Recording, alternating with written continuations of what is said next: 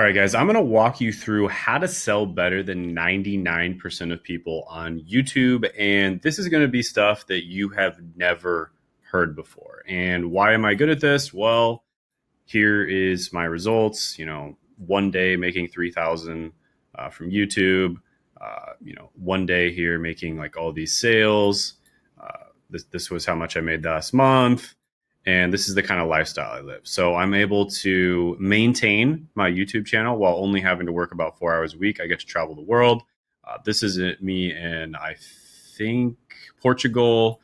This is me in Japan. This is me in either the Philippines or Thailand, right? So I'm all over the place, having a great time, but it wasn't always like this. There were times where I was stuck on YouTube. I was only making, a small amount of money on YouTube. I was working in a job I didn't like. Having to go to an office and sit in this chair that I didn't like. And I sucked at YouTube, right? I didn't know what the heck I was doing. So I had to rely on AdSense. And this is, pretty much all I was making is from AdSense. Everything else was not reliable at all. And then I figured out how to actually sell on YouTube, right? And this is the key because there's not that many people out there that know how to grow on YouTube, or there's a decent amount of people out there that get views. And then there's a decent amount of people who know how to sell, but there's almost nobody who knows how to get views and sell on YouTube. And I'm going to tell you exactly how to do that in this video. So first of all, let's talk about a few things. Steal the right way. Instead of stealing a lot of things from a few creators, I want you to steal a few things from a lot of creators. Now, why do you do this? Because you're modeling success, right? Like model what works, right? It's just that simple. This is proof of concept, right? So you have what's known as proof of concept. This could be within your own niche, or it could be in an adjacent niche, right? So you want to model what works in your niche or in adjacent niche. But what you don't want to do, and by the way, adjacent niche means like another niche that people in your demographic would likely buy from. And usually it's going to be, if you're selling to make money online, people, it would be make money online. If you're selling to fitness, people, it would be a different fitness niche or maybe a health niche. And if you're selling to relationship, it would be a different type of relationship niche, right? So the reason you want to do this, the reason that you want to have proof of concept is because you don't want to just guess what works. But the reason that you don't want to steal a lot of things from a few creators is because you're just going to be a cheap ripoff if you do this. And you don't want to be a cheap ripoff. That was terrible. Yeah, there you go. I used to be a doctor, so my handwriting's pretty bad. So yeah, cheap ripoff. And you don't want to be a cheap ripoff. What you want to do is be the best version of yourself. Be the best you, right? Okay, so that's the first thing. Definitely do steal like an artist. Model what works. Take a few things from a bunch of different creators, and you will create something completely new, and then add your own flavor to it as well. Combining different ideas makes your content unique, right? But always add your own flavor. And be consistent. Upload videos regularly. Always do a CTA in every video. So if you do these two things, if you model what works, you create something new out of a bunch of different things, and you add your own flavor to it, and then you're consistent with it, that is the fundamental recipe for being successful on YouTube. Okay, you absolutely have to be consistent, guys. There's this myth that you can just upload a video once every month and you work really hard on it and you'll do really well. If you have a big channel and you already have a massive following, that does work. In fact, it might even work better than uploading regularly. But if you're just getting started, you absolutely have to upload regularly because you need to figure out product market fit, or I guess like video market fit, right? You gotta figure out video market fit. Like what or content market fit, right? What type of content do you need to make that is going to resonate with your market, that's not only going to get views, but also make money, right? And you got to figure that out. And that's not the easiest thing to do. You have to experiment, and then you'll eventually figure it out. And you need to get good at YouTube. And the only way to get good at YouTube is by putting in the reps. Okay. So just trust me. I mean, I could give you a million different examples of why to do this, but listen, I'm at this level. You should just listen to me, right? Just listen to what I have to say. Okay. Upload regularly, and always do a call to action in every single video, even if it's just to get people on an email list or to get people, to buy your product or to get people to attend a live webinar, whatever it is, do at least one call to action in every single video, no matter what. Okay. And another reason why you got to do this, guys, is because you don't want to attract an audience of freebie seekers. Okay, an audience of people that are going to freak out when you try to sell them something. So you need to be selling them something. Well, either selling them something or giving them a lead magnet all the time, because you do not want to attract people that are going to freak out whenever you sell them something. Like, oh, I can't believe you just gave me all this value and then now you're trying to sell to me. Like, you don't want those types of people. So that's why you do a call to action in every single video, no matter what. All right, let's talk about sustainable content.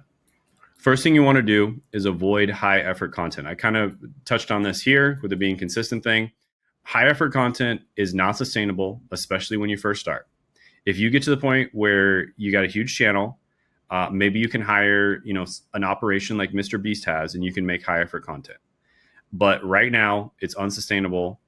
It's hard to keep up with. You're going to have to spend way too much time doing it yourself, and it's going to basically be a full-time job. So do you want YouTube to be a full-time job? Probably not. You probably have other things going on. You probably have a business. Usually people that watch this channel are either content creators that are, trying to get better at making money and turning their YouTube channel into a real business, or they're service providers, agency owners, course creators, consultants, coaches, etc. Right? So it's also hard to produce consistently unless you have a team, right? And if you don't have a team already, definitely do not try to make high effort content. Instead, focus on low effort content, but high value. Okay. High value, low effort, high value.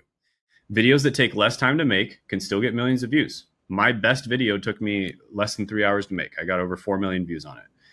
Most of my top 10 videos took less than 5 hours to make. Okay.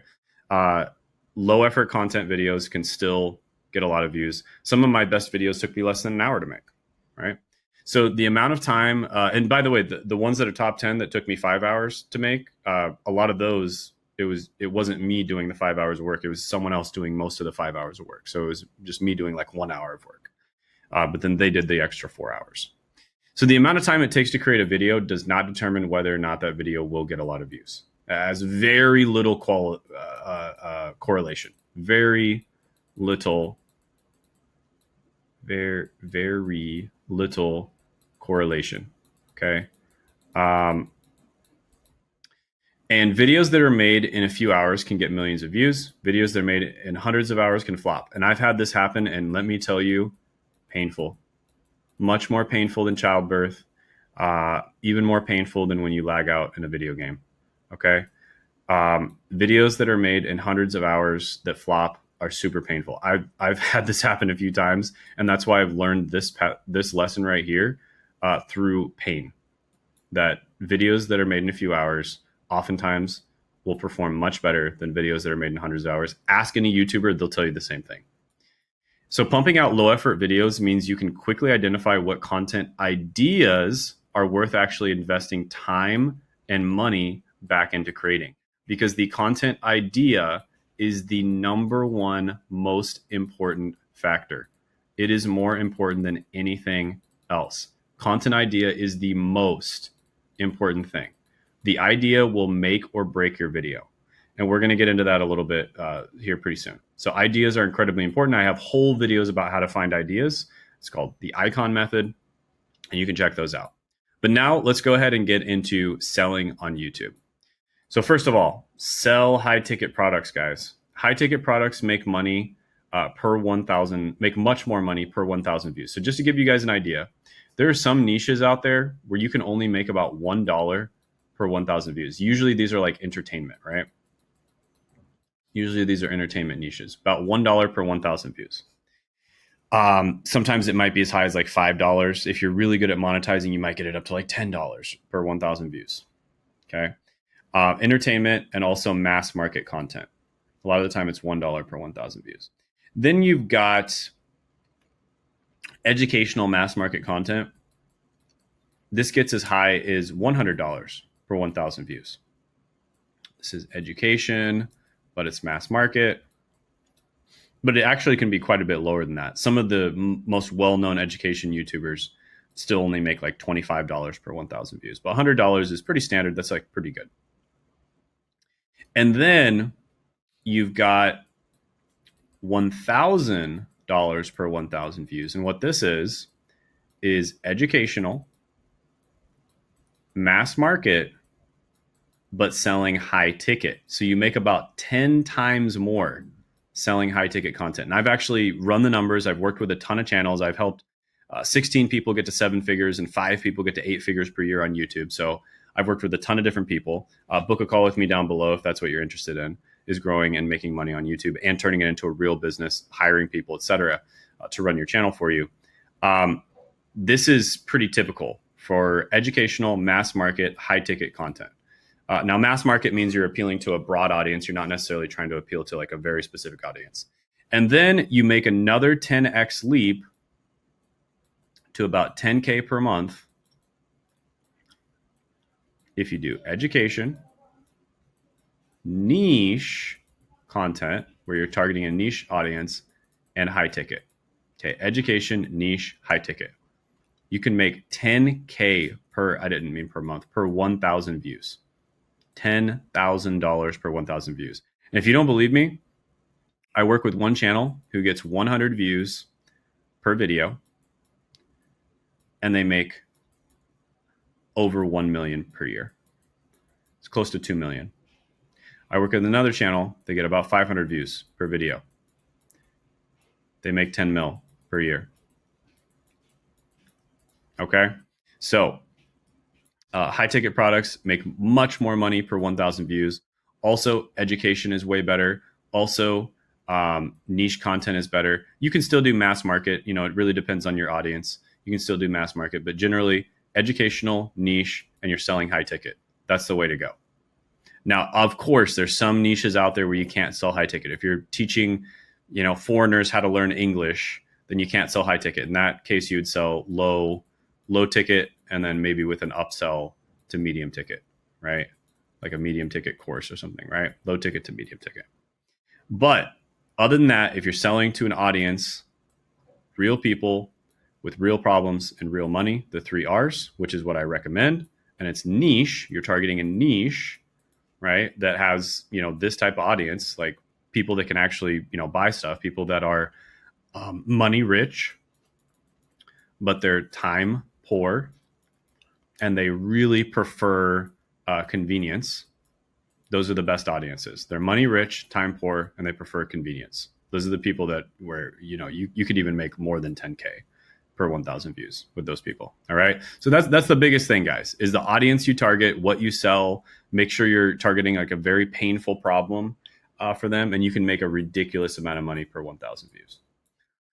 When you first start, guys, I highly recommend, and this is something you're probably not going to hear anywhere else, use a Calendly link.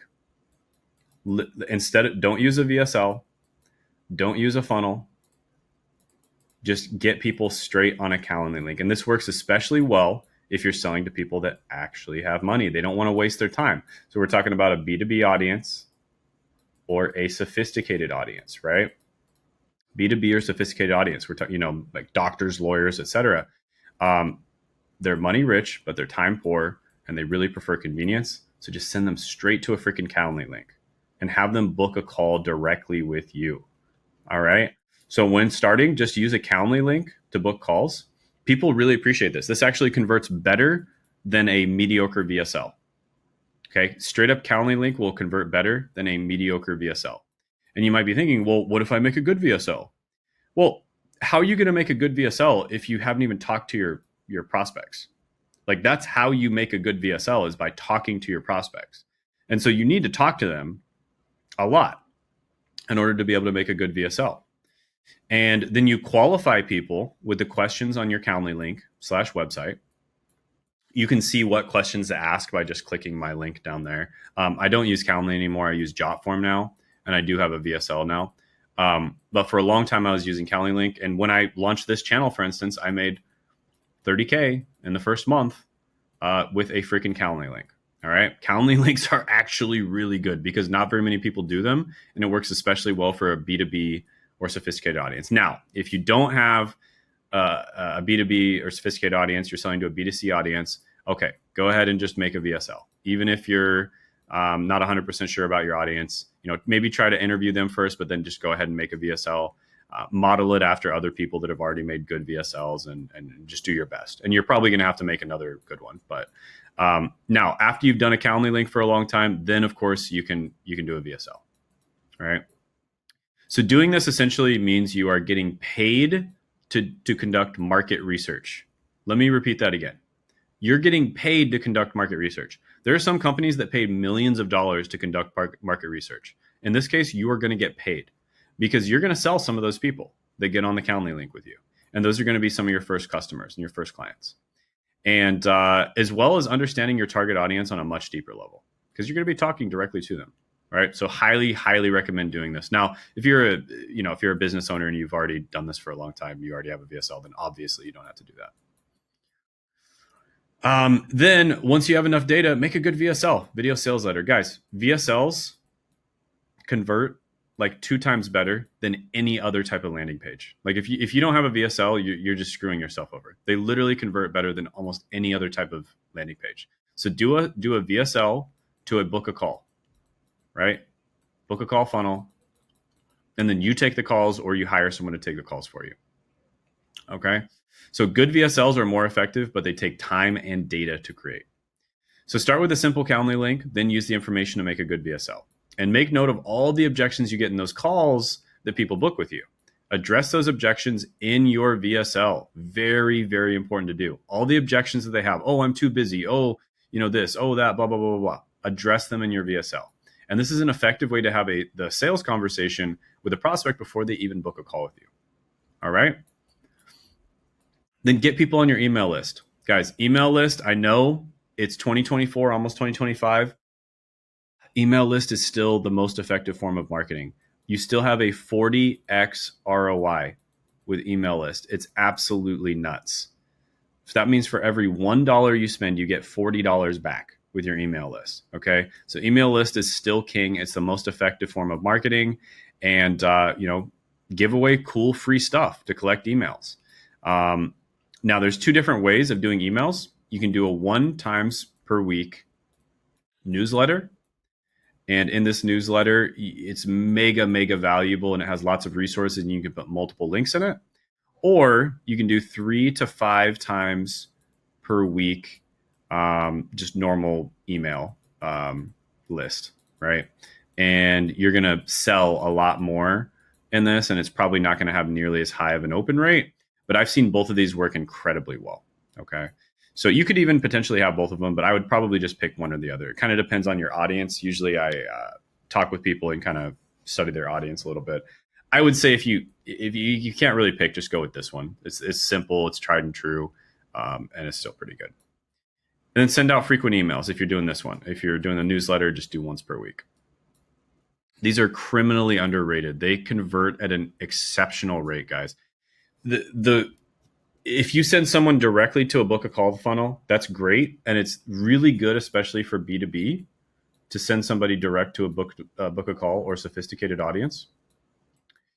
And if you have B2C, I would say, 80% of the time you should be getting their email, because it's going to take a long time to convert them and, all that kind of thing. B2B, they're probably not going to spend forever. If they know you can solve their problem, you can just send them directly to a book a call funnel.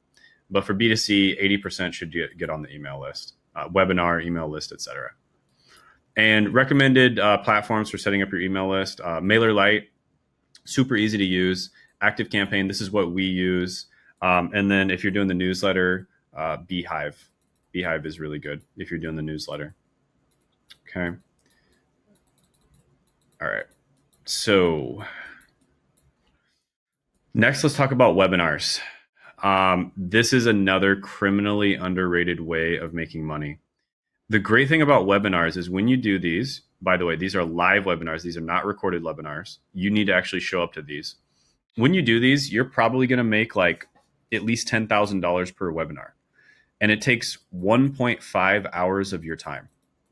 So that means like bare minimum, you're going to be making like 5 to 10K per hour, right? If you're doing these correctly. That's bare minimum. A lot of people make a heck of a lot more than that. So is your time worth more than 5 to 10K per hour? Any other task you do? Probably not. So you should probably be doing live webinars, right? And the great thing about these is you also collect emails. right? So you collect their emails when you do a webinar, and then you can target them again, right?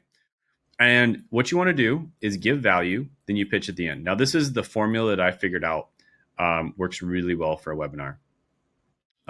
You start with, actually, I'm going to type this out. Start with value proposition plus hook. Then tell your story. And obviously it would be a story that's related to, what the transformation that they're trying to get, transformation, hero's journey, right? So you're basically showing them that you did it. It's possible for you to do it, and they can do it as well. So tell your story briefly. Then 3 simple pieces of actionable value. Okay, 3 simple pieces of actionable value that they can follow. Emphasis on the word simple. You do not want to make this complicated. You want it to be super easy to understand. You want to be easy to actionable as well, not some kind of woo-woo stuff. Like, you want it to be actionable things that you can like demonstrate in real time. And keep it short, keep it simple. Like that, I cannot emphasize how important that is. If you try to make it complicated, your conversions are going to tank. Then you do a sales pitch, and all of this up to this point should take about 45 minutes. All of this, so maybe let's just say 5 minutes, 10 minutes. And then let's just say like 30 minutes here. The sales pitch should be about 15 minutes, and then Q and A for 30 minutes. Okay, so then Q and A for 30 minutes. So yeah, hour and a half right there, and that's how you should structure your webinar. The big things here: keep it simple. 3 simple pieces of actionable advice. Do not try to be some genius who explains some crazy complicated stuff. That's just going to confuse people, and you are not going to sell them if you do that. Okay. Also, tell your story. Very important. Also, improve the value proposition, or tell them what they're going to get out of watching it at the very beginning. All right. Very, very important. Another couple things about this. The 2 platforms we've used are Zoom and Webinar Jam. These are the 2 that we've used that we like. We're currently doing it on Zoom because more people show up to Zoom webinars for whatever reason. Webinar Jam has nicer stats. And that's one thing I really like about it. The stats are easier to understand, and they just automatically collect the stats and make graphs and stuff for you, which is nice. But Zoom has basically more people show up to Zoom webinars for whatever reason. And you want to say like Zoom with your name, right? So I'm just going to write Shane, right? Zoom with Shane, right? Zoom with your name, so people understand that it's a live webinar. Because a lot of people do these webinars and they're not live, and then no one attends, right? And the people who do attend, they leave right away. You want to understand Zoom with Shane. That means it's a live webinar. They can ask you questions. And then do outbound sales calls if possible. Okay. This might 2 or 3x the amount of money you make from the webinar by just simply doing outbound sales calls and a follow-up sequence. Okay. So this is usually text and email follow-up sequence. So call people who attended or signed up but didn't show up, plus email and text sequence. And this doubles or triples the number of book calls. Really, really good stuff. So you want to call them basically people who attended but left right away. You call them. People who attended but they did not book a call at the end, you call them right away. And then people who didn't attend, sometimes you call them as well. But really, the important thing is you have the follow-up sequence with them. This is a huge thing, guys. I learned this from a guy who's doing about 3 million a month, and he attributes a lot of his success to the outbound sales calls. And you can actually hire people for very cheap to do this as well, because it's basically just a triage call, right? So this is not a full-on sales call. It's just a triage call. So you don't need to hire like incredible closers to do this or anything like that. It's just outbound. Then start small, right? So use Zoom for personal touch. I like that a lot. Zoom is much better. Maybe as you scale, you can use a different one like Webinar Jam, but I prefer Zoom. And yeah, call it free training or a private coaching session, right? Free training, private coaching session, and make sure they know that it is live, which is why I like using Zoom, because you can just say Zoom with Shane and they understand. It's 3 words that speak a lot. You know, like you don't really need to say anything else if you just say Zoom with Shane. All right. So another thing you can do, this is something you can do once per quarter. You could even do it maybe every 2 months if you want to push it. But these are challenges. And these are usually going to be 3 to 7 days. So this is like a webinar that lasts 3 to 7 days. And it's similar to a webinar, but it lasts longer. And you challenge them to take the first step in doing what you teach. And sometimes you can do this free, but I actually recommend charging. Even if it's just like $27, even if it's just a small amount, I recommend charging and then also having an upsell. So basically like a $27 version and then a VIP version that's like $100 or $200 that they get a little bit extra from. It's better to actually charge people for these because it's hard to get someone to show up for 3 to 7 days in a row if they didn't pay for it. So it's actually better to charge for these. But if you want to just start off with a free one, that's totally fine too. And create hype. You know, challenges feel exclusive and interactive. You know, you can't do them all the time. If you're doing challenges every week, it's not going to work because it's not going to be feel exclusive and interactive. You have to do them like once every 2 months, once every 3 months, something like that. And it can be super, super profitable. You know, but it can only be done a few times a year. Usually these make like minimum 100K. These challenges are going to make you like a minimum 100K. Okay. So if you're doing them right, like I said. Okay. So it's very similar to the webinar, but it just lasts 3 to 7 days. So it's going to be more extensive. Again, keep everything simple. Give as much value as possible. And then on the 7th day or the 3rd day, if that's the last day, basically on the last day, you pitch hard. Okay. Pitch hard. Okay. Pitch super, super hard on the last day. So if you guys want to learn more about exactly how to do this, basically get it almost copy paste on your channel, or, you know, if you have a business and you want to make more money from YouTube, grow your business on YouTube, get lots of leads, lots of sales from YouTube and lots of clients, go ahead, book a call with me down below. That's exactly what I do. I help people achieve exactly the thing that I was able to achieve. And I've also helped 16 people get to 7 figures, and I've helped 5 people get to 8 figures from YouTube alone. And this is what I do. It's my passion. So I would be happy to talk to you about it. So book a call down below. Also, check out my other videos.